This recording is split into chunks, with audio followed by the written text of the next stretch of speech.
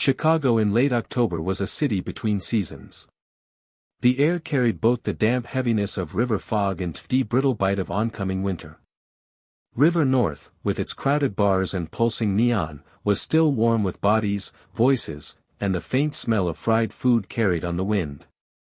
The sidewalks glistened where rain from the previous afternoon had dried in patches, leaving uneven patterns on the cracked pavement. Delivery vans rolled down Hubbard Street, headlights cutting white shapes across brick walls. At 11:30 p.m., students from nearby campuses gathered outside a narrow club on Dearborn. The line moved in bursts. A man at the door stamped purple ink and looped cheap paper wristbands over hands without looking up. His log sheet listed no names, only hash marks for entry. When 19-year-old sophomore Evan Calder reached the front, he received the same mark, the same wristband. Witnesses remembered him as quiet, polite, slightly taller than the average in line. He stepped inside with his friends Maya Rios and Trevor Hahn, who joked about the cold before vanishing into the crowd. Inside, the air was thicker. Sweat, perfume, alcohol, and bleach from earlier cleaning mixed into one indistinguishable layer. Music pressed against the walls, bass vibrating, empty glasses stacked on the counter. Evan's purchase of one draft beer at 11:37 p.m. printed automatically on thermal paper. The slip would later be found folded twice in his pocket, but on that night it passed unnoticed. Detective Lena Novak reconstructed these details later with clinical detachment. She walked the same path during her first canvass, notebook in one hand, eyes on the floor. She saw the grooves where thousands of shoes had ground sticky residue into the tiles. She noted the placement of cameras, one angled across the dance floor, one over the bar, and a third at the alley exit. Each lens captured fragments but never the whole. The last internal frame showed Evan near the door at 11:55 p.m. His head was tilted, as if speaking to someone beside him. The angle cut the second figure into a blur of dark jacket and raised shoulder. The recording ended with the closing of the door. Outside, the corner camera took over. At 11:58 p.m., Evan stepped into the street. His jacket collar was raised, his hands deep in pockets. He glanced behind once, the motion caught in a blurred streak across the still frame. At 12:01 a.m., Maya followed. She turned the opposite way. Between the bar and the CTA grand entrance stood scaffolding around a building under repair. Green mesh blocked the view. Streetlight bled through in broken shards, enough to illuminate moving shadows but not their shapes. At 12:06 a.m., a text left Evan's phone, "On my way soon."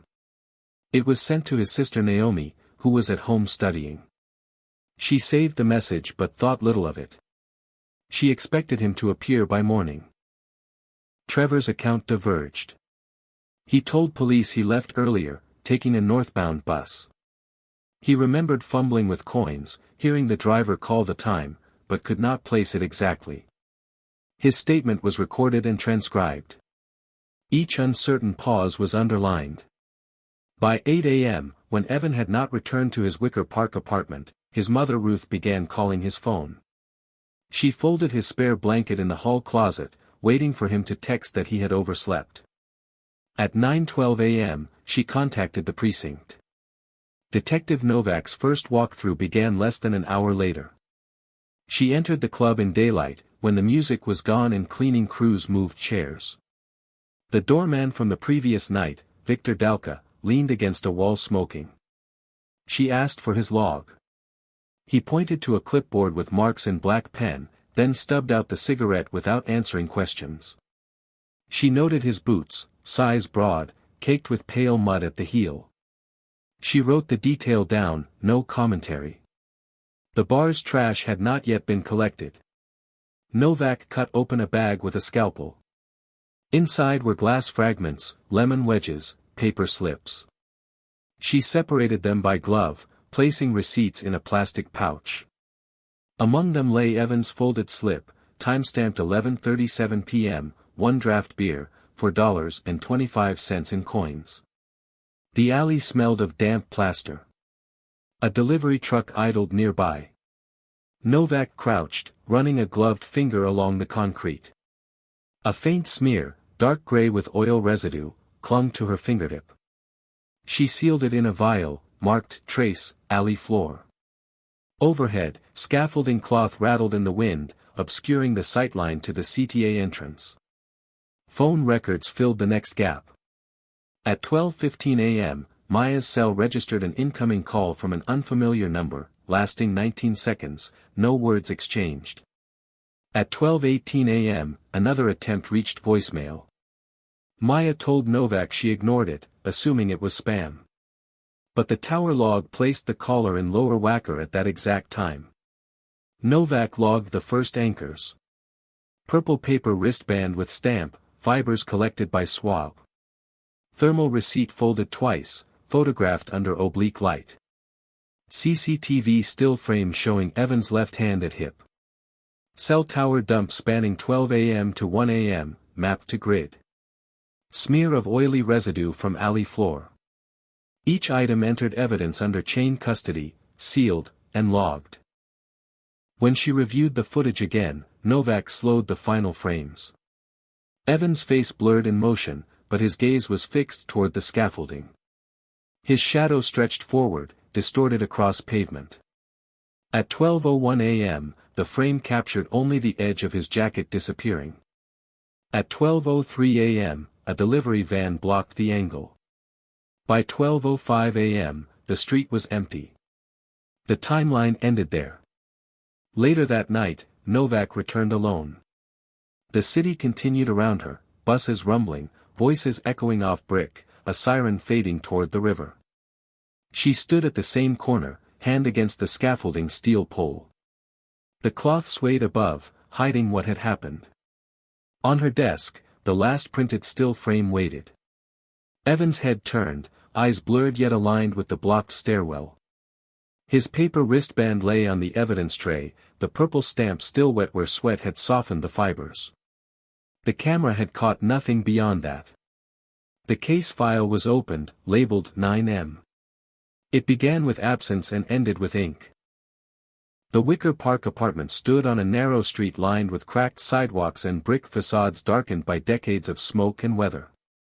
On Sunday morning, October 25, 2009, Detective Lena Novak arrived at the address listed in Evan Calder's student records. The door opened to his mother, Ruth, who clutched her phone in one hand and keys in the other as though movement alone might summon her son back. Inside, the apartment was small and orderly. 2 rooms, 1 kitchen, 1 bath. Evan's bedroom contained a desk pushed against the window, a laptop still humming from overnight rendering. The screensaver shifted slowly, indifferent to the absence. Notebooks were stacked in measured piles. A library schedule, marked with highlighter, hung on the wall above the desk. Novak's eye went to the chair. Draped over the back was a lanyard with a cracked plastic ID sleeve. The nylon edge was frayed, the university emblem nearly rubbed away. She slid it into an evidence bag with practiced motion. On the floor beside the bed, only one glove lay, gray wool, left hand, cuff stretched from frequent use. She bagged it too. The closet held 2 jackets, 1 thicker coat, pairs of jeans folded with care. Nothing indicated hurried packing or planned absence. The window lock was intact. She checked it twice. At the door, Novak noticed something darker pressed into the wooden threshold. She crouched, shining oblique light across the surface. A dried clump of soil, coarse, with visible flecks of mica. She scraped it into a vial, marking it, sample, threshold, apartment. Later, lab analysis would identify it as consistent with riverbank sediment, not the clay typical of the surrounding neighborhood. Neighbors were questioned. 1 floor down, Ellis Kincaid, a man in his late 50s with pale hair and nervous eyes, mentioned hearing footsteps in the hall around 2 a.m. He described them as hurried, heavy, different from Evan's usual routine. He admitted he had not opened his door. He did recall a faint chemical odor bleach, he thought lingering near the stairwell that morning. His words were logged, his voice captured on tape. The kitchen table bore a plate from the night before, half-eaten sandwich, edges dried. A mug of tea sat cold, a film on its surface. Novak photographed both before discarding. These details suggested a return home sometime after class on Saturday, a routine carried out without disruption. His backpack, however, was absent. The laptop was imaged by the forensic team. Hard drive cloned, browser history captured. Last login Saturday evening, multiple academic pages open, draft notes on sociology theory. No indication of social media after 10 p.m.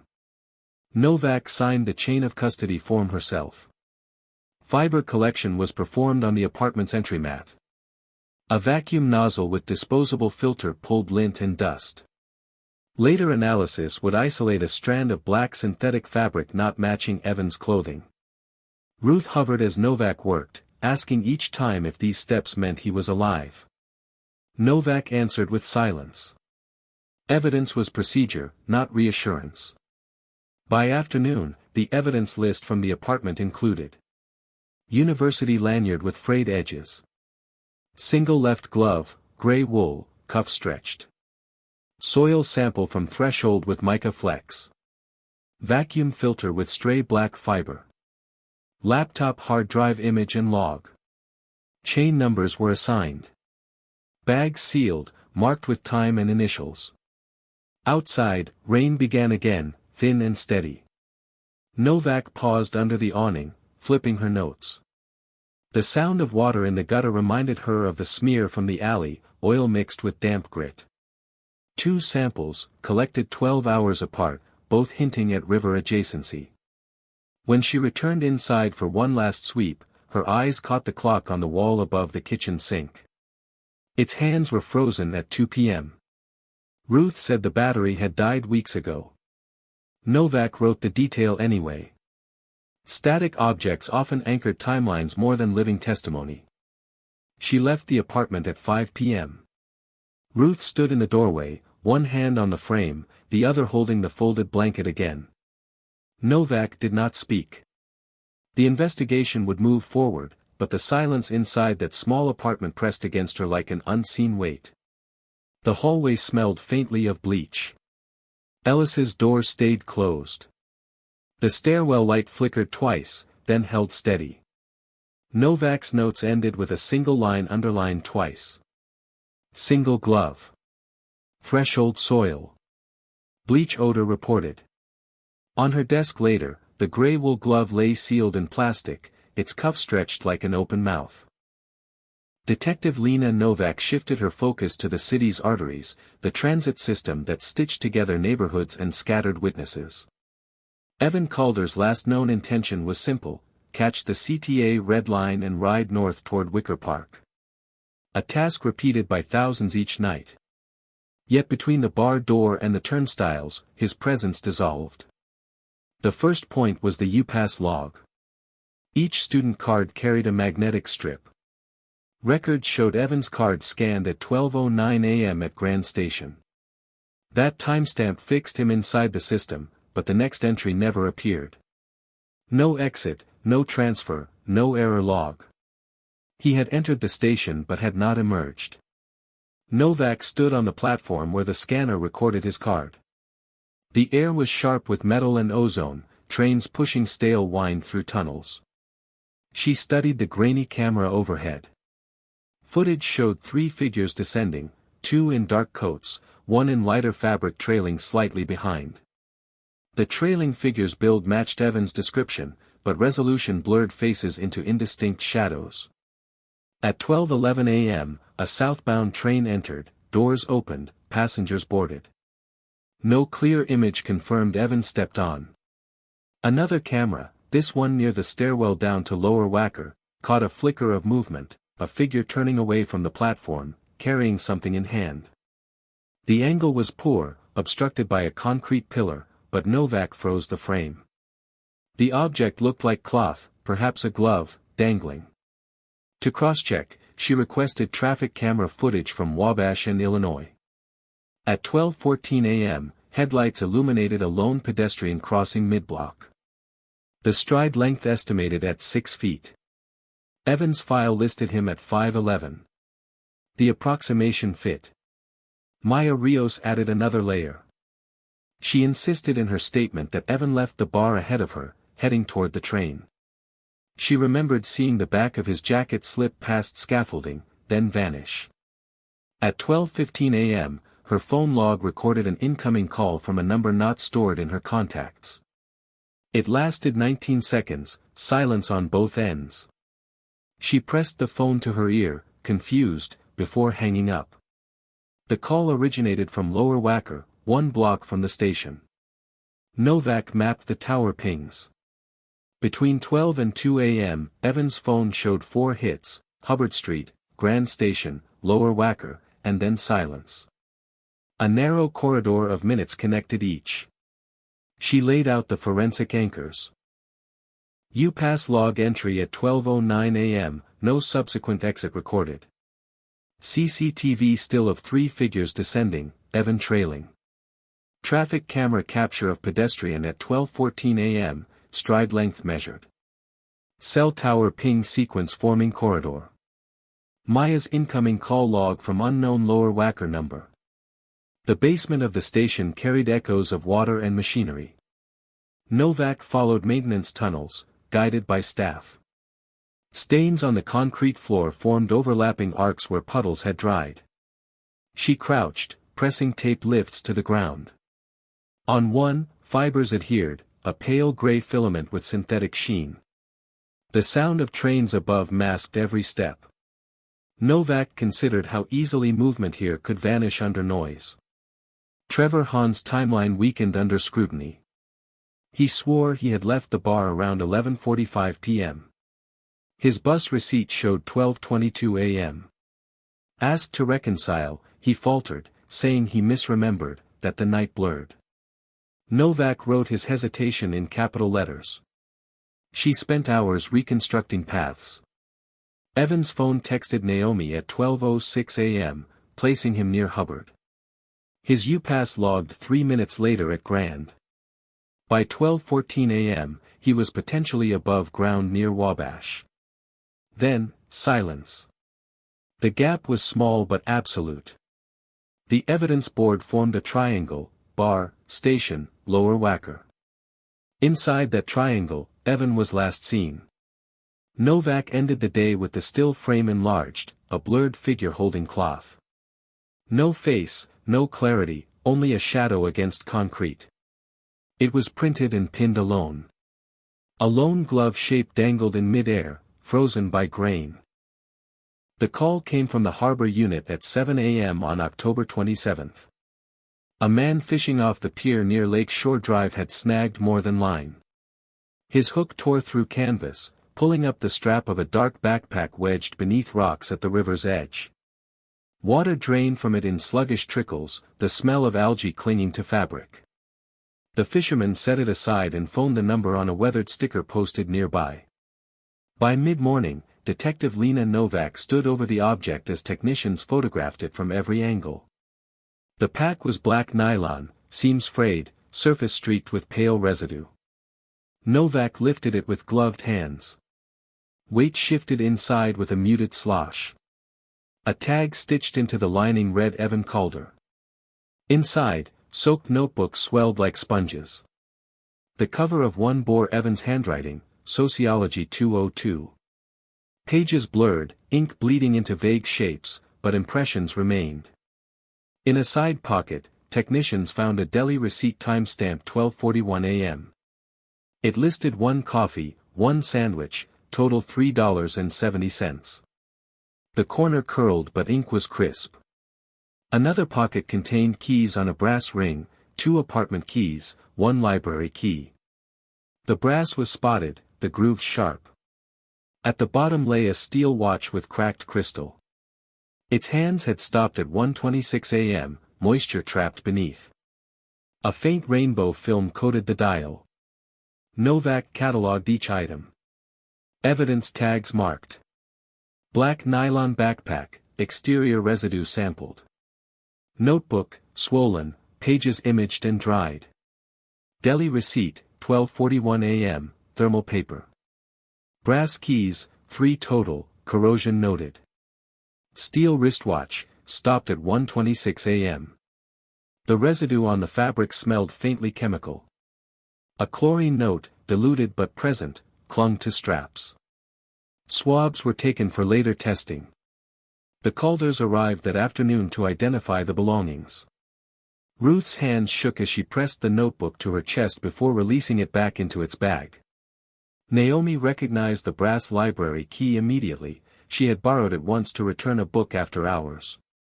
Graham Calder, silent through most of the visit, asked only whether the watch could be repaired.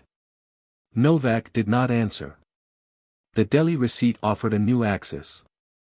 The timestamp, 12:41 a.m., suggested Evan had remained alive and moving nearly 40 minutes after the last confirmed sighting. The receipt bore an imprint on its reverse where a pen had pressed through paper partial letters, fragments of numbers. Novak sent it to the lab for ESDA analysis. That night she visited the deli itself, a narrow shop open 24 hours. Fluorescent light flickered above tiled walls. The clerk on duty admitted he did not remember individuals from that night, but cash register logs matched the receipt exactly. The sandwich order was one of many, but the timestamp aligned without error. Behind the shop, a narrow alley led to a basement door. Locked, painted over, hinges streaked with rust. Novak pressed her hand against the wood. The faint scent of bleach seeped through the gap between frame and threshold. She noted it, wrote it down. Lab results confirmed the residue on the backpack straps was consistent with diluted sodium hypochlorite, the active compound in bleach. The water sample from inside the pack carried diatoms not native to the main river channel but common near storm drains feeding into it. The objects became more than belongings. They were coordinates. Novak returned to her board, placing the backpack photo beside the last CCTV still. Time marched forward, 11:58 p.m. at the alley, 12:09 a.m. at the station, 12:41 a.m. at the deli. Then 1:26 a.m., a watch submerged, stopped in silence. She pinned the watch separately. The hands pointed in opposite directions, frozen against waterlogged numerals. The last note she wrote that evening was short, plain, without conjecture. Backpack. Receipt. Keys. Watch. Chemical odor present. On her desk, the steel watch ticked no more. Its silence filled the room like water. The deli receipt placed Evan Calder alive well past midnight, and its timestamp pointed Detective Lena Novak toward the narrow service alley behind the shop. The ground was slick with oil stains, trash bins lined one wall, and a set of wooden steps descended to a locked basement door. Rust streaked the hinges, paint flaked in strips. Yet the air carried an unmistakable trace, sharp and acrid, a ghost of bleach drifting from the seams. Novak requested a warrant, citing the chemical odor and the recovered backpack. By late afternoon, the door was forced open under her supervision. The hinges shrieked as the lock gave way. Inside, fluorescent tubes hummed unevenly. The basement was bare at first glance: concrete floor, exposed pipes, one sagging shelf. But smell guided her more than sight. Strong bleach masked subtler odors, though traces of damp earth lingered beneath. Her flashlight cut across the floor. Near the far wall ran a faint discoloration, a line half a meter wide, stretching from door to drain. She crouched, pressed luminol onto the streak. Moments later, a constellation appeared: blue-white specks, faint but insistent. Drops, not spill. She logged them without comment. The concrete steps bore scrape marks, as if heavy weight had been dragged downward. At the bottom riser, her powder brush revealed partial boot impressions. 9.5, deep tread, consistent with work boots. She poured dental stone into the clearest impression, leaving it to cure. On the shelf stood bottles of industrial cleaner, all purchased from the same distributor. Lot codes confirmed delivery 2 weeks prior. Labels were sticky with residue. She collected each for analysis. One wall bore fresh plaster. The color was lighter than surrounding concrete, surface smoother. Novak scraped a sample. The plaster crumbled too easily, suggesting a hurried repair. Behind it, hollow resonance echoed when tapped. She marked the area for later structural examination. Chain of custody forms multiplied quickly. Luminol positive swabs, streak to drain. Dental stone cast of boot impression, size 9.5. Industrial cleaner bottles, residue swabbed. Plaster sample, lighter tone, hollow resonance. The basement belonged, at least on paper, to Irina Kostova, owner of the building. She leased parts of it off the books, cash only. Her records showed no tenant at that address in October 2009. When questioned, she denied knowledge of use, claimed the door had been locked for months. Her signature on delivery receipts for the cleaners told another story. In her statement, Irina admitted renting the basement short-term to a man who wanted storage. No name, no contract. She described him vaguely: tall, broad shoulders, accent she could not place. Asked to identify from photos, she hesitated, then refused. Novak documented the reluctance, then returned to the site. She traced her fingers along the handrail leading down the steps. Powdered magnetic dust revealed a partial palm print smeared across the wood. Latent lift preserved its ridges in fragments. When the dental stone hardened, technicians lifted the cast. The tread pattern showed crosshatch edges, common in steel-toe boots sold locally. Novak compared it to notes from her first encounter with Viktor Dalka, the bar doorman. His boots had carried similar mud, broad soles with angular tread. She underlined the connection twice in her notes. The drain itself trickled faint water. Novak swabbed its edges. The sample returned faint traces of hemoglobin, though concentration was too diluted for full typing. Still, the reaction glowed unmistakably under luminol, spreading outward like veins beneath the concrete. As the team packed evidence, Novak lingered. She stared at the plaster patch, the neat rectangle disguising void. Bleach could mask smell, plaster could seal space, but both hinted at removal rather than absence. She placed her palm flat against it. Cold radiated back, damp seeping through. By nightfall, the basement was sealed under evidence tape. Irina signed paperwork reluctantly. Novak walked out into the alley, fluorescent light spilling from the deli above, ordinary life resuming over what lay hidden below. She returned to the precinct with her notes. On the evidence board, she pinned the photo of the plastered wall beside the backpack image. Between them stretched only time and a river. The cast boot print rested in a tray, ridges sharp, pointing inward. The notebook salvaged from Evan Calder's backpack had dried under laboratory fans for 48 hours. Pages warped, ink feathered outward, but not all meaning had dissolved. One composition book showed an abrupt gap, several sheets had been torn away, the perforated edges ragged.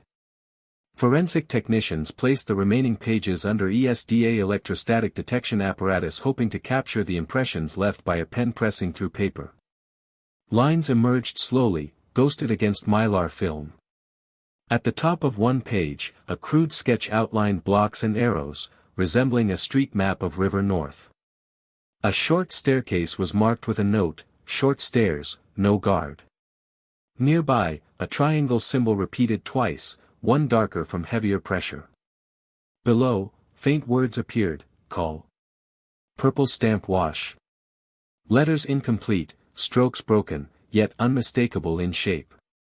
Detective Lena Novak watched silently as the imprints revealed themselves. She noted the triangle, underlined it in her file. It was not a shape common in Evan's coursework, nor a doodle repeated elsewhere. Under ultraviolet light, more fragments surfaced. Ink transfer from an absent sheet left ghost phrases: service lane, mask bleach, midnight drop. Each phrase was catalogued, imaged, stored. Novak cross-referenced the triangle. City maintenance diagrams marked such shapes at emergency exits, particularly older stairwells with restricted access. One in particular stood beneath the same scaffolding where Evan was last recorded on camera. She interviewed Maya Rios again, this time under sterile room lighting. Photographs of the imprints spread across the table. Maya's eyes lingered on the phrase, purple stamp wash. She admitted, reluctantly, that the doorman Victor Dalka often re-stamped wristbands with his own ink pad, separate from the bar's supply. He claimed it was faster than waiting for replacements. His stamp was darker, bled more easily if wet. Maya also recalled Victor closing the side door near midnight, muttering about avoiding cameras. She had thought little of it then. Novak entered this into her notes. ESDA imprints, map sketch, short stairs, no guard. Triangle symbol matched to emergency stairwell signage. Ghost phrases under UV, mask bleach, midnight drop. Statement, Victor possessed separate stamping pad, used off-book. Statement, side door closed near midnight to avoid cameras. She held the notebook in gloved hands. Its swollen pages had preserved not just coursework but a narrative Evan had never spoken aloud. The words carried urgency, as if planning or tracking movements. The brass library key found in the backpack was tested under high magnification. Minute scratches near the bow suggested it had been twisted against resistance, perhaps used in a lock other than its own. Fibers clung to its grooves, dark synthetic threads consistent with nylon. The same type of thread was recovered from the apartment threshold vacuum filter. The symbolic echoes grew louder. A single glove from the apartment, a possible glove in the CCTV frame, and now fibers suggesting forced entry. Novak pinned photographs of each beside one another. In the basement evidence from Part 5, the plaster sample contained not just fresh gypsum but faint impressions of triangular scoring marks left by tools aligning to a symbol. Novak compared these against the notebook's triangle imprints. The angles matched. Late that night, Novak arranged all anchors on the board. From the bar to the basement stretched a line of coincidences sharpened into patterns. Purple ink, off-book, bleeding when wet. Stairwell without guard, triangle symbol. Imprint phrases tying bleach and midnight. Fibers linking apartment threshold and library key. Fresh plaster bearing triangular scoring. The connections did not solve, but they pressed closer. She ended her shift staring at the ESDA film on her desk, ghost lines glowing under angled light. The triangle repeated twice, black indentations of a pen that no longer existed. Its sharp edges pointed inward, like an arrow toward void. The focus shifted toward the man who controlled the threshold between inside and outside on the night Evan Calder vanished. Victor Dalka, age 34, Romanian-born, employed as a doorman for the River North Bar.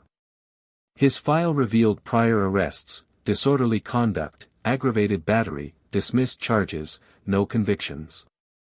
He was known in the district as a man whose temper outpaced his job title.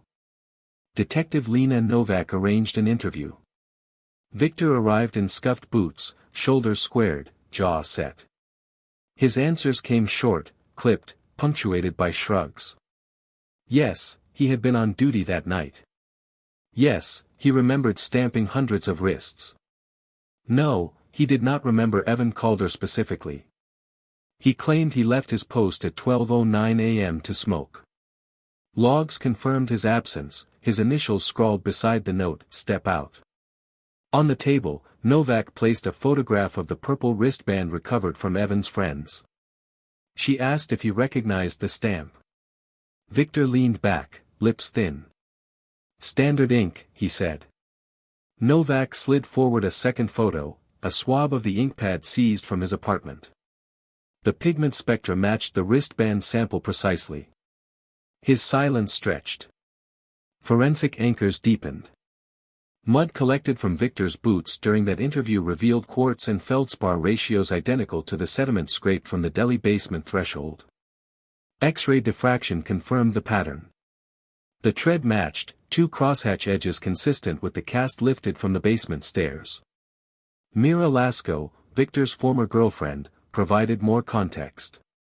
In her statement, she described his habit of carrying a small metal tin of stamp pads, insisting his version dried faster, lasted longer. She recalled nights when he left the bar through side doors, returning with excuses about security checks. Once, he came back smelling of bleach. Novak catalogued her testimony. Victor absent from post at 12:09 a.m., confirmed by log. Ink spectra from personal stamp matched wristband. Boot tread matched basement cast, sediment ratios identical. Witness statement, carried personal ink tin, returned smelling of bleach. Victor maintained denial. He said bleach was everywhere: bars, clubs, cleaning crews.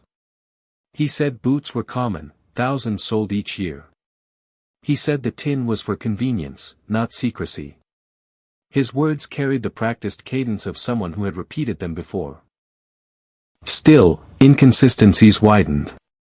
The bar's side door, the one Maya remembered him closing, was secured by a chain and padlock. That lock bore scratches, new, as if from repeated use.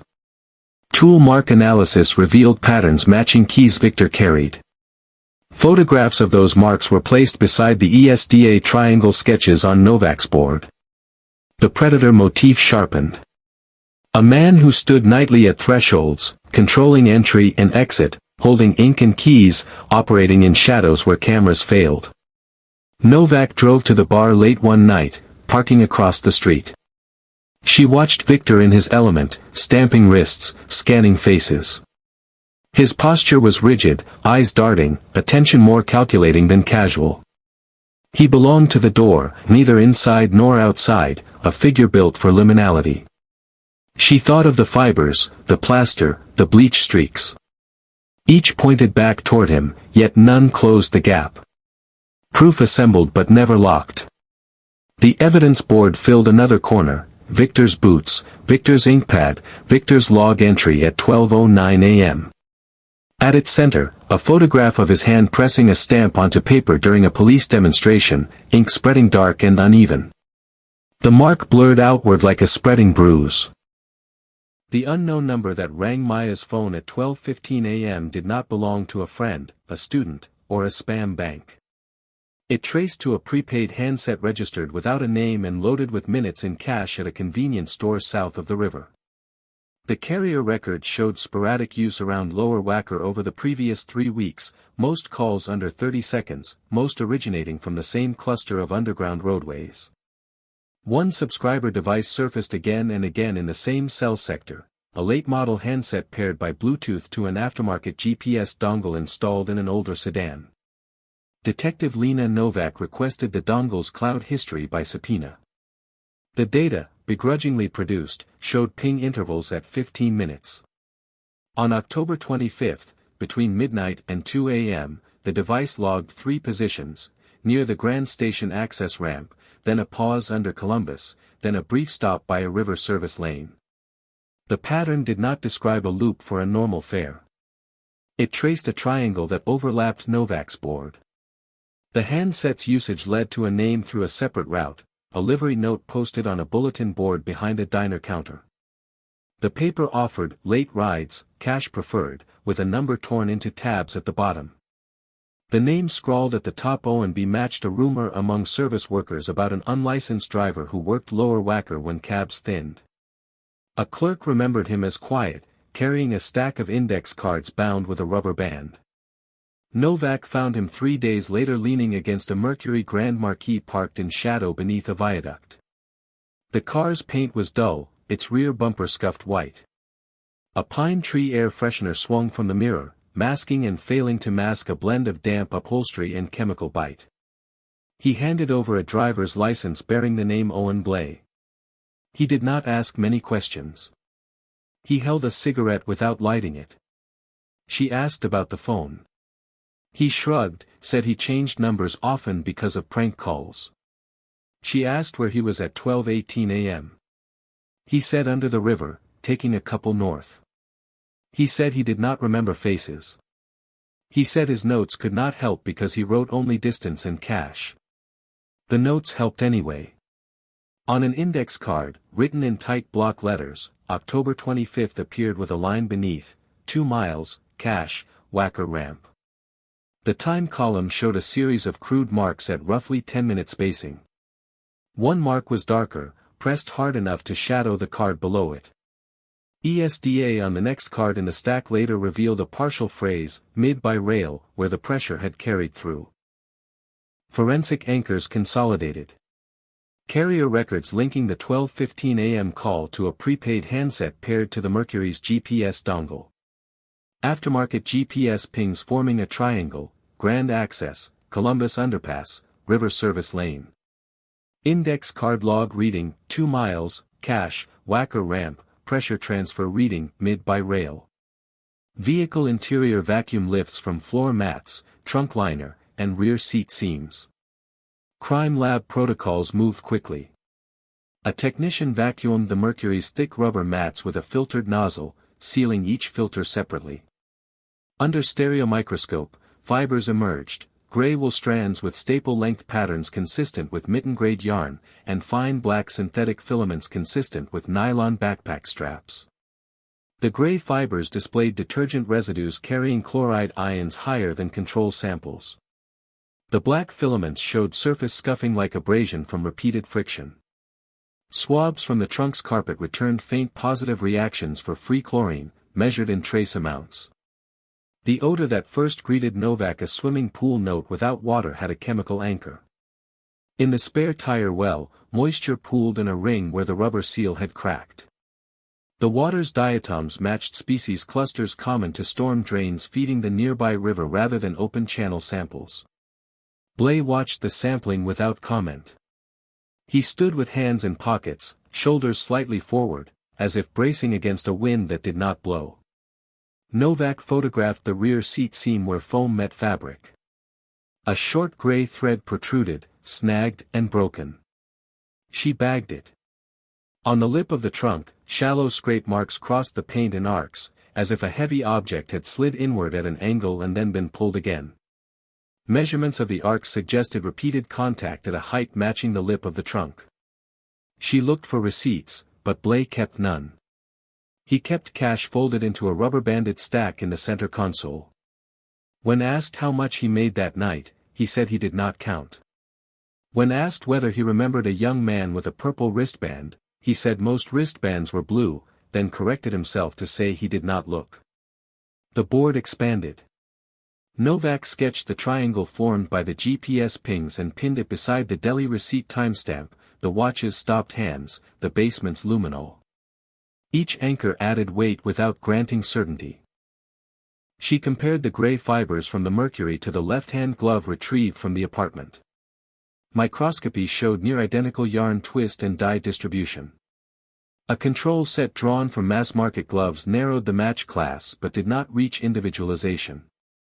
The lab reported, consistent with, the cautious phrase that held doors open for doubt. Pressure marks on Blay's index cards told their own rhythm. Beneath, 2 miles, cache, the ghosted second card carried the half-phrase, mid by rail. Novak mapped it against the river service lanes with rails at waist height. One spot aligned too perfectly, a pull-off beneath Lake Shore Drive where municipal repair crews sometimes parked. The traffic photo unsealed years later would look toward the same railing. Blay consented to a buccal swab. His DNA did not appear on any recovered item. Novak expected as much. No tidy transfer would save this. A forensic chemist rinsed the trunk liner and recovered microresidues of bleach byproducts bound to fibers deep in the pile. A second analyst ran volatile organic compound sampling and found traces of gasoline weathered by time. Neither result proved a crime. They proved cleaning and carrying. Novak returned to the car at dusk. She sat in the rear seat for a full minute, eyes on the headliner, listening to traffic thunder above. The seat was flat and firm, the mat edge tucked neatly against the sill. The window glass bore no obvious handprints. She noted only the lines where a rubber squeegee might have passed, leaving smooth arcs in pale dust. When she stepped out, Blay lit his cigarette at last. The flare of the flame showed pitted chrome on the bumper. He asked if he could go. She said yes for now. He left with the slow inevitability of someone who had been asked the same questions before. Her report that night contained only measurements, chemistry, maps, and times. The paper did not accept suspicion, only data. It showed a call, a car, a lane, and fibers that agreed with each other but not loudly enough. On the final line, she wrote a single observation that was not a conclusion. The trunk smelled like a swimming pool. The plaster wall in the deli basement, the wiped cameras near Grand Station, and the livery driver who left no paper trail all pointed Detective Lena Novak toward ownership records. She requested the property chain for the building where the basement was found. The name on the deed was Irina Kostova, but tax records listed a shell company as the managing entity. That company was contracted by a private security firm known for handling surveillance installations in River North bars. At first, the overlap seemed administrative. But when Novak cross-checked maintenance logs for cameras in the area, she found an entry dated October 23, 2 days before Evan Calder vanished.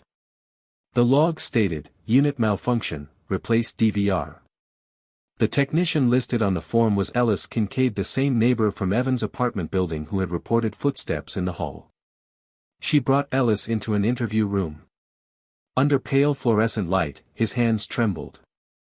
He admitted to occasional side jobs, repairing camera systems for cash.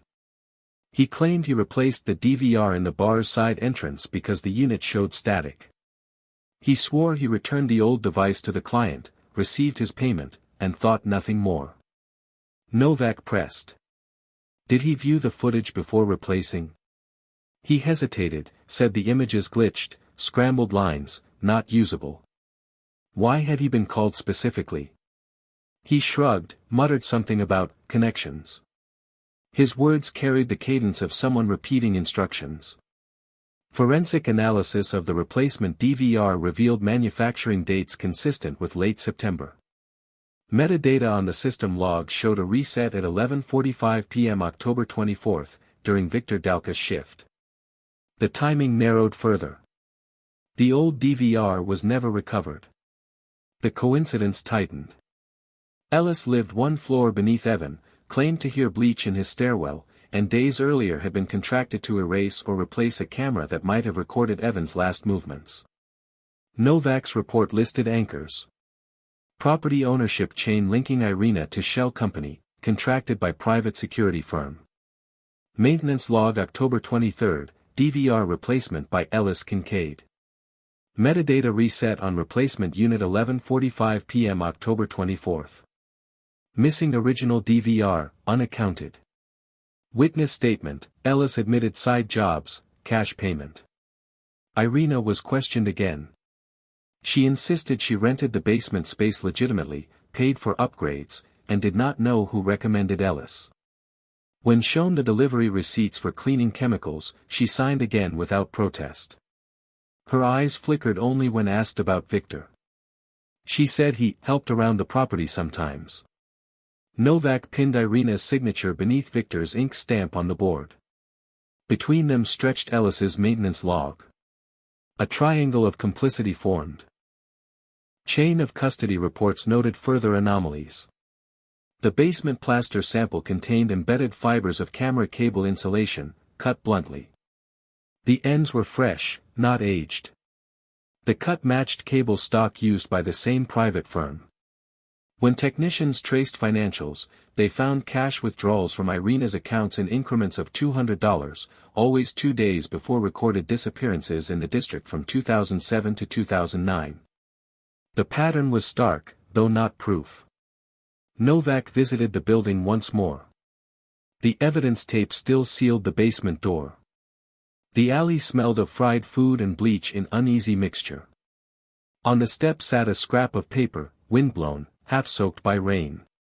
It was ruled faint, ink dissolved, but the imprint of a triangle scratched by pen dug into its surface. That night, Novak updated her board. She drew lines, Evan's apartment to Ellis, Ellis to Irina, Irina to Victor. The triangle on the notebook page reappeared in real relationships. The network did not explain motive, but it showed structure. The city above moved as usual, trains rattling, lights flashing, patrons laughing in bars. Underground, records shifted, erased, rebuilt. Novak wrote the last line of her day's report in tight block letters. Camera erased, plaster patched, DVR missing. Triangle repeats. She stared at the photo of the plastered wall. The cast boot print rested beside it. In her mind, the wall no longer hid concrete. It hid absence itself. On the evidence tray lay the plaster dust sample, grains fine as ash. It clung to her gloves like bone powder. Detective Lena Novak cleared the whiteboard in the task room and began again. Photographs of Evan Calder's belongings filled one side, but she pinned fresh sheets across the center. 3 victims from earlier years, 2007, 2008, 2010. All had disappeared within a 3-block radius of River North. Each file was thin, no body recovered, no conviction obtained. But one thread linked them: paper wristbands with purple stamps, collected from friends or recovered from gutters. She charted times. October 2007, a student named Alan Pierce left a bar on Wells at 12:05 a.m. He never arrived at his dorm. November 2008, Claire Donnelly vanished after a concert near Hubbard. Her paper wristband, soaked and torn, was found in a storm drain. June 2010, Brian Yates disappeared after entering a club on Kinsey. His backpack surfaced weeks later beneath pilings by the river. All 3 cases shared camera blind spots. Either scaffolding blocked views or DVR units were conveniently under maintenance. When mapped, the sites overlapped with service stairwells descending toward Lower Wacker. Novak's triangle expanded into a cluster. Forensic analysts revisited stored evidence. Pierce's wristband still bore ink, faded but testable. Spectrographic analysis showed identical pigment ratios to the ink from Evans' recovered band and to Victor Dalka's personal stamp tin. Donnelly's wristband, though degraded, contained trace crystals of sodium hypochlorite, the same chemical residue detected on Evans' backpack straps. Yates's backpack, preserved in warehouse storage, was found to contain soil flecks with mica composition nearly identical to the threshold sample from Evans' apartment. On the board, Novak drew arrows between years. Purple ink. Bleach residue. Mica-rich soil. Each anchor repeated like a pattern carved by habit. She pulled old cell tower dumps, layering them against Evans. 3 victims' phones went silent within similar corridors, last pings near Hubbard, brief signals around Lower Wacker, then nothing. The gaps aligned within minutes of midnight. Statistical modeling confirmed concentration. Analysts fed coordinates into mapping software, generating a heat cluster around 4 intersections. The probability spikes rose exactly where the deli basement, the scaffolding stairwell, and the river service lanes converged. Novak marked the board with a red circle. She retrieved another artifact overlooked for years, a library card from Claire Donnelly, discovered in a storm drain in 2009 but misfiled. The brass edges were worn, its plastic sleeve cracked. She placed it beside Evans' brass library key. Together, they echoed 2 tokens of study turned forensic relics. Chain of custody reports spread wider. 2007 Pierce, wristband pigment spectra matched Victor's ink. 2008 Donnelly, wristband residue matched bleach compound on Evans' backpack. 2010 Yates, backpack soil sample matched mica threshold. All, tower dumps aligned, midnight corridor established. Artifact echo, Claire's library card parallels Evans' key. The weight of repetition pressed heavy. Novak briefed her sergeant, Paul Kearns. He frowned at the chart, rubbed his jaw, asked the question that lingered, "You think one person or a net?" Novak answered only with the word, pattern. The board resembled a forensic mandala. Each spoke radiated outward from the same center: River North, midnight, purple ink. Still, none of it solved. Each piece whispered instead of shouted. Juries required voices, not echoes. That evening Novak visited the scaffolding stairwell again. Rain slicked its steps, pooling in shallow depressions. She crouched, swabbed residue along the railing. The cotton returned faint purple under reagent pigment bled into metal.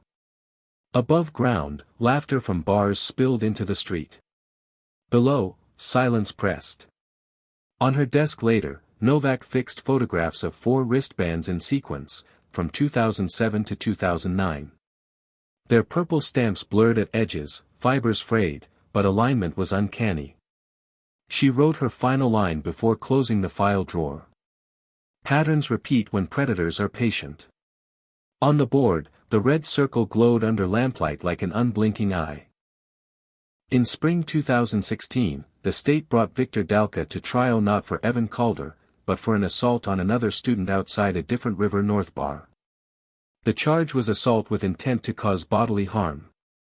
Detective Lena Novak attended every session, hoping that in open court, fragments of Evan's case would surface. The prosecution presented a narrative of a predator at the door, a man with authority over entry, who chose victims when lighting dimmed and cameras pointed elsewhere. They offered the testimony of Mira Lasko, Victor's former girlfriend, who described his off-the-books ink pads and unexplained absences during shifts. She told the jury how he returned once smelling of bleach, his hands raw as though scrubbed. Novak watched Mira hesitate under cross-examination. Defense attorneys pressed her history, unpaid bills, a minor theft charge, inconsistencies in prior statements. Mira's confidence eroded. Her account shifted from certainty to vagueness. She admitted she could not recall exact dates. The prosecution then introduced physical evidence, a seized inkpad from Victor's apartment. Lab analysis showed its pigment spectra matched wristbands collected from multiple missing person cases, including Evans. Yet defense attorneys filed a motion to suppress, citing chain of custody breaches. The pad had been stored with other evidence before testing. Contamination, they argued, rendered results inadmissible. The judge agreed. Other evidence fared no better. A boot tread cast from the deli basement was compared to Victor's work boots. The lab report stated, consistent with but not unique. The phrase gave defense ample room. They called an expert who testified thousands of boots shared the same tread. Jurors leaned back, skeptical. Novak's notes filled with frustration. Anchors that once seemed sharp blurred under courtroom scrutiny. What held weight in an evidence locker dissolved under rules of admissibility. Prosecutors attempted to establish pattern.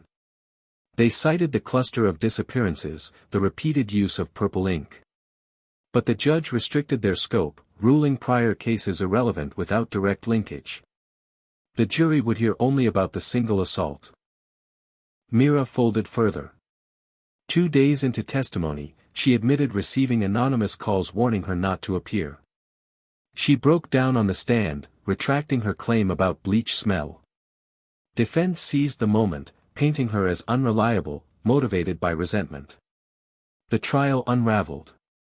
Without Myra's certainty, without the ink pad, without the basement tread, little remained.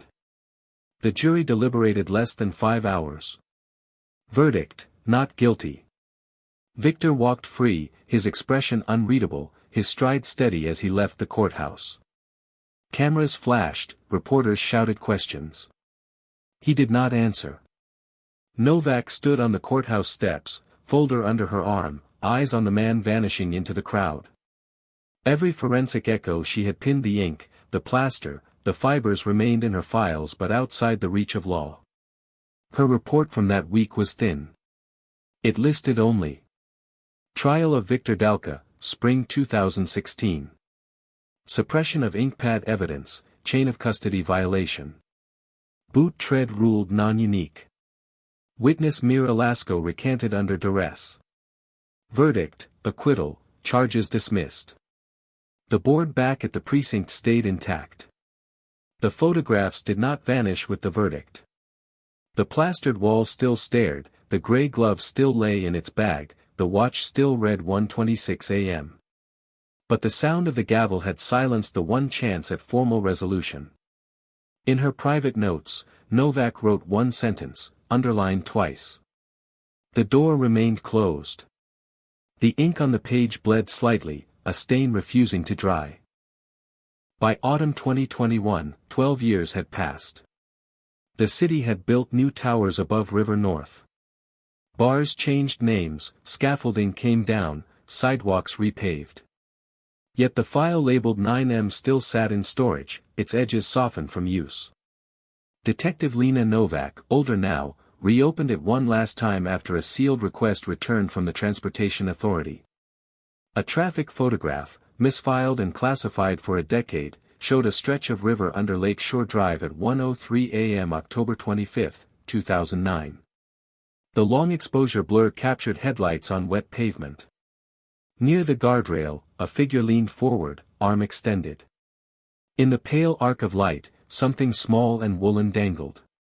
When magnified, the pixels formed the outline of a glove, limp between fingers. Forensic analysts enhanced the image cautiously. The proportions matched the gray wool recovered from Evan's apartment. Fibers taken from the Mercury sedan years earlier carried the same dye distribution. The echoes aligned but still did not resolve into proof. The photograph went into evidence, stamped and archived. That winter, the Calder family held a memorial by the river. Ruth laid Evan's library key on the railing, brass catching thin sunlight. Naomi read aloud from his notes saved on the old laptop, her voice steady until silence overtook her.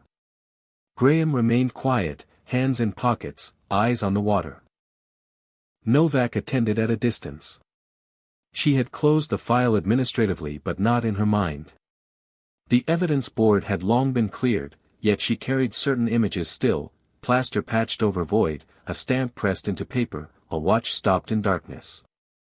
She knew systems protected themselves, that networks blurred into contractors, shell firms, maintenance logs that vanished. What remained were objects. By 2022, the deli basement had been filled with poured concrete. Records described it as structural repair. No trace of plaster or bleach remained. The door itself was bricked over, alley repainted. Irina Kostova sold the building to another entity. She left the state quietly. Ellis Kincaid moved soon after, address unlisted. Victor continued working doors under other names. Owen Blay left no forwarding record. The case shifted into silence. Evidence trays contained fragments only. A wristband whose stamp had bled purple when wet. A brass key with grooves worn smooth. A single glove, gray wool, cuff stretched wide. A steel watch frozen at 1:26 a.m. A photograph of a blurred hand over river rail.